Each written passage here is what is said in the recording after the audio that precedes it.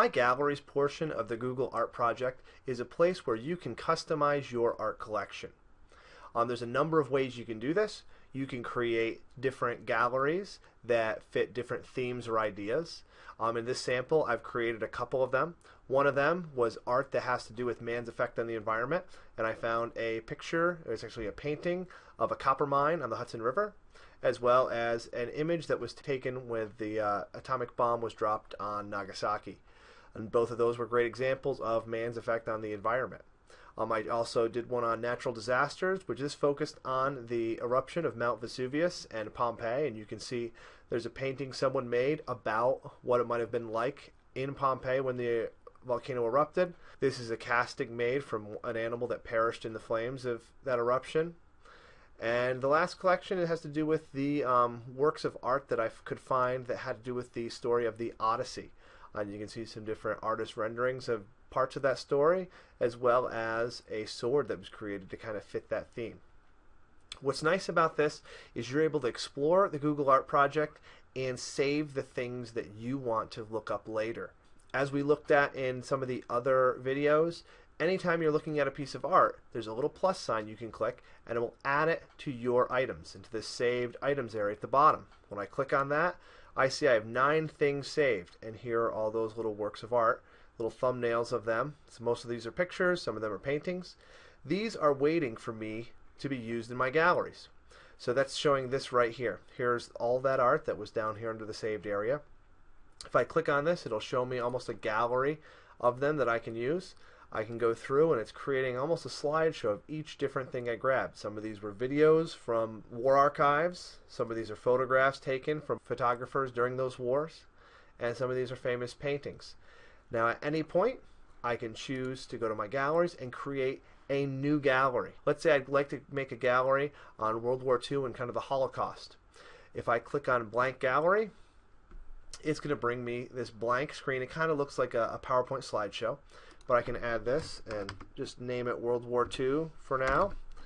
And I don't need to add a description there if I don't want to, but I can come through and just slowly start grabbing art and dragging it onto my collection. And it's grabbing not only videos but images, but it puts them all together in this nice little collection. When I go back to my galleries, I see I now have this World War II gallery, and I have this art that's kind of linked with it. Now at any time I can double click on this gallery and go back, add a description, and it creates almost a slideshow that you can use and display the art you've collected. I think of when you want to display images that you found online or pictures of works of art, it is very difficult to navigate from site to site to site showing each individual one. What's great about this is they're all in one place, in one location, and it kind of keeps all the information for each work of art or photograph right there with it. So it's a great way to use this. Now a gallery can be shared. They default to private. If you look at this, it looks a lot like a Google Doc. If I click on private, I can choose to make this public. So now it is public. If I click view in site, it'll show what this looks like when someone else comes to my gallery. And I have a number of options for sharing it through email, through a Hangout. I can use this hyperlink, but since I've made it public, someone could come here and see this content. Now, if I'm done with this, I can click that X and go back to it. What's nice about each individual work of art is if I come here and click Edit, it's going to give me some options. I can zoom in on a particular part of the work of art, and it kind of makes it the thumbnail of it. I can also add text.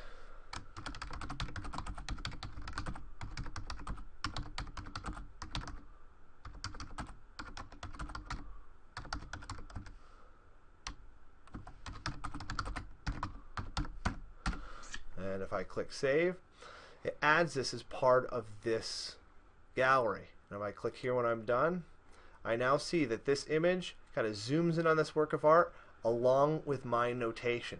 So it's a great way to customize your collection and then even share it so that other people can view it. At any time, if I click on my galleries, it takes me back here. But this is a great place where you can start saving your content and adding them to collections so that you can find them later on.